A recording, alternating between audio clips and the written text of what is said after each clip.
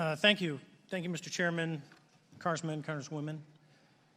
I want to first thank you for the invitation to speak to the committee on the UAP topic that has been in the news for the past 6 years and seems to be continuing to gain momentum. As you know, my name is David Fravor. I'm a retired commander in the United States Navy. In 2004, I was a commanding officer of Strike Fighter Squadron 41, the world-famous Black Aces. We were attached to Carrier Wing 11, stationed on board the USS Nimitz, and had begun a 2-month workup cycle off the coast of California. On this day, we were scheduled for a 2v2 air-to-air training with the USS Princeton as our control. When we launched off Nimitz, my wingman was joining up. We were told that the training was going to be suspended and we were going to proceed with real-world tasking. As we proceeded to the west, the air controller was counting down the range to an object that we were going to, and we were unaware of what we were going to see when we arrived. The controller had told us that these objects had been observed for over 2 weeks, coming down from over 80,000 feet, rapidly descending to 20,000 feet, hanging out for hours, and then going straight back up. For those who don't realize, above 80,000 feet is space.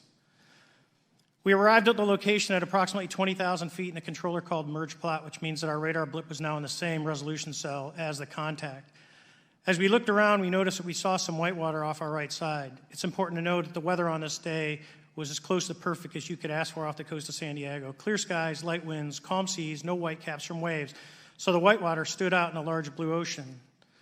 All four of us, because we were in F-18Fs, so we had pilots and Wizzo in the back seat, looked down a small, saw a white tic-tac object with a longitudinal axis pointing north-south and moving very abruptly over the water like a ping-pong ball. There were no rotors, no rotor wash, or any sign of visible control surfaces like wings. As we started clockwise towards the object, my Wizzo and I decided to go down and take a closer look with the other aircraft staying in high cover to observe both us and the tic-tac. We proceeded around the circle about 90 degrees from the start of our descent, and the object suddenly shifted its longitudinal axis, aligned it with my aircraft, and began to climb. We continued down another 270 degrees, nose low, where the tic-tac, or we considered 270 degrees to where, and we went nose low to where the tic-tac would have been. Our altitude at this point was about 15,000 feet, and the tic-tac was about 12,000. As we pulled nose onto the object, within about a half mile of it, it rapidly accelerated in front of us and disappeared. Our wingmen, roughly 8,000 feet above us, lost contact also. We immediately turned back to see where the whitewater was at, and it was gone also. So as we started to turn back towards the east, the controller came up and said, "Sir, you're not going to believe this, but that thing is at your cap point, roughly 60 miles away in less than a minute." You can calculate the speed. We returned to Nimitz. We were taking off our gear. We were talking to one of my crews that was getting ready to launch. We mentioned it to them, and they went out and luckily got the video that you see, that 90-second video. What you don't see is the radar tape that was never released, and we don't know where it's at, of the active jamming that the object put on an APG-73 radar, and I can get into modes later if you're interested. What is shocking to us is that the incident was never investigated. None of my crew were ever questioned. Tapes were never taken, and after a couple days, it turned into a great story with friends. It wasn't until 2009 until Jay Stratton had contacted me to investigate. Unbeknownst to all, he was part of the ATIP program in the Pentagon led by Lou Elizondo. There was an official report that came out that's now on the internet. Years later, I was contacted by the other pilot, Alex Dietrich, and asked if I'd been contacted, and I said no, but I'm willing to talk. I was contacted by Mr. Elizondo, and we talked for a short period of time, and he said we'd be in contact. A few weeks after that, I was made aware that Lou had left the Pentagon in protest and joined forces with Tom DeLonge, Chris Mellon, Steve Justice, and others to form Two Stars Academy, an organization that pressed the issue with leading industry experts and U.S. government officials.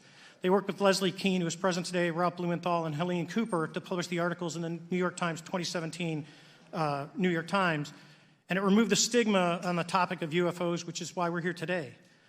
Those articles open the door for the government and public that cannot be closed. It has led to an interest from our elected officials who are not focused on little green men, but figuring out where these craft are, where they're from, the technology they possess, how do they operate. It also led to the Whistleblower Protection Act and the NDAA. There are multiple witnesses coming forward to say that have firsthand knowledge, and Mr. Grush just covered that. What concerns me is that there's no oversight from our elected officials on anything associated with our government processing or working on craft.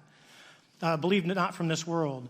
This issue is not a full public disclosure that could undermine national security, but it is about ensuring that our system of checks and balances works across all work done in the government using taxpayer funds. Relative to government programs, even unacknowledged WAVE programs have some level of oversight by the appropriate committee members in the House and Senate, and this work that is said to be occurring from whistleblower testimonies should not be exempt. In closing, I would like to say that the Tic Tac object we engaged in 2004 was far superior to anything that we had on time, have today, or are looking to develop in the next 10 years. If we in fact have programs that possess this technology, it needs to have oversight from those people that the citizens of this great country elected in office to represent what is best for the United States and best for the citizens. I thank you for your time. Thank you very much. Thank you very much. I know it's very difficult for all of you.